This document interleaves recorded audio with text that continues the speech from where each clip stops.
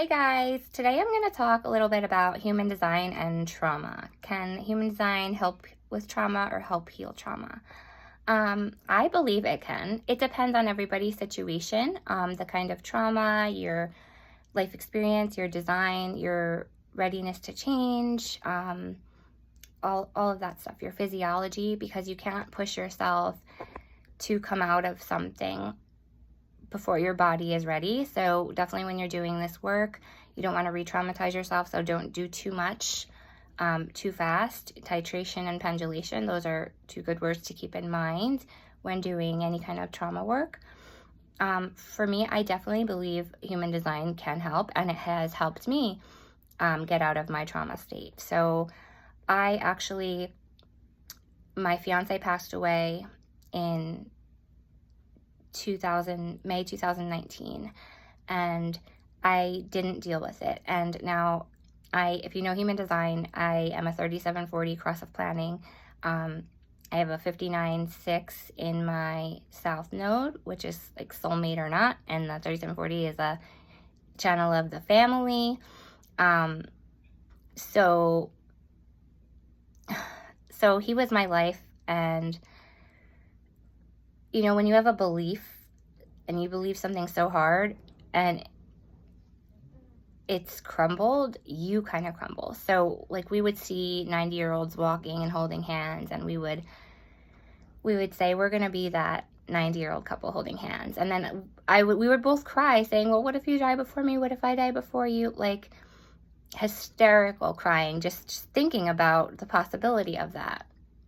And so there was not a doubt in my mind that that was going to be us when we were 90 years old, still so in love, holding hands, walking around, just sharing our love. But he suddenly and tragically passed away, and my body, my physiology, it was really, the body keeps the score. That is definitely for sure. I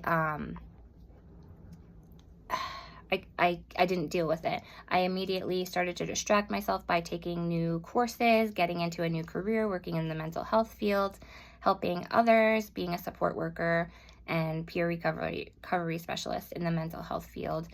And then I started to get sick and nauseous all the time, and it was like, okay, I'm supporting everyone else, and I am not supporting myself. And I knew that I was in a trauma state and a freeze state, basically. And I tried to get out of it. I did all the work, like mentally, shadow work and everything, but it wasn't working. Even EFT tapping and things like that, I couldn't cry. I couldn't get the emotions out. It was just so blocked. Like it wasn't real. Like it was somebody else's life, basically.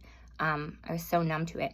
And I am a 6th line. I am on the roof phase. So I didn't know if part of human design could be dangerous too, right? Because I was like, all right, well, I'm on the roof, I'm aloof. That's why I'm not crying. And that could be definitely a part of it, I'm sure, because when you're aloof, when you're on the roof, you're a lot more aloof and detached than say like a 1-3 or somebody like who's really more embodied, I guess, than a 6th line on the roof. However, I still am in my body, and I still need to, get rid of those trauma blockages. So for me, what I found with human design and helping with trauma was seeing your strengths and your gifts and all of that. And you can do parts work, because like internal family systems, like it truly is your internal family system. Like those are your archetypes, what you have, like, and you look at the gene keys, the shadow, the gift, and the city, and the shadow can pretty much help you identify what part that relates to, however you want to call that part. And then we can look at how the energy flows and other things in the chart like that. Also, the root center can give huge indications. The spleen can give huge indications.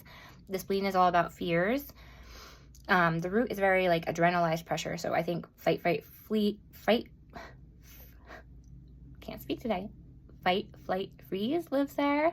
And the spleen being like the survival instinct, a survival fears. And then the ajna center being giving us nervous anxiety and nervousness. And then the solar plexus, the emotional center, is about, I'm sorry, the ajna is anxiety and the solar plexus is nervousness. So, those aren't exactly related to trauma, but it can help in understanding those kind of nervous, fearful, anxiety things. But how I was able to use it to start coming out of my trauma was my channels, my life force. So if you don't use your channels, they will atrophy. So my channel 1-8, the channel of creative inspiration, the creative role model, coming from the identity center to the throat.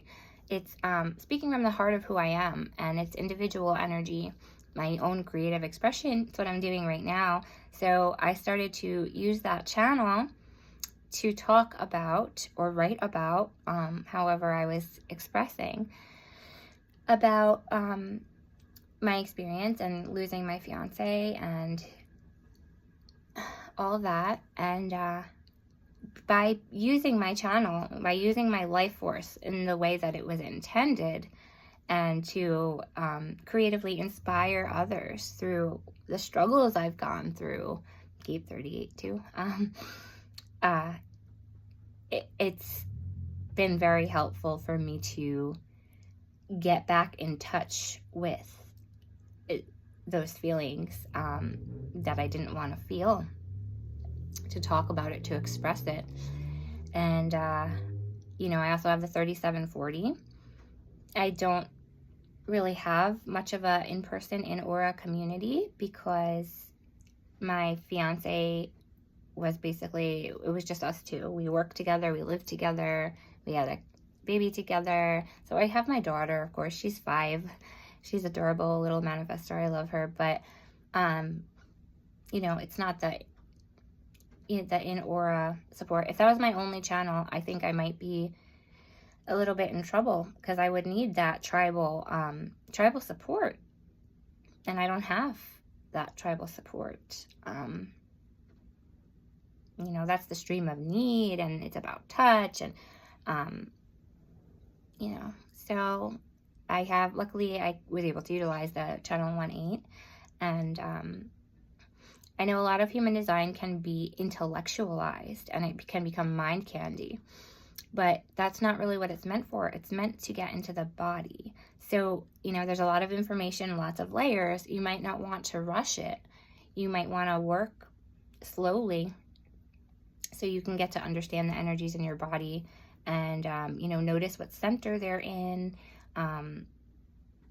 If it's a hanging gate, if it connects, if it's electromagnetic, things like that. You can kind of start to analyze things that could be holding you back or keeping you stuck.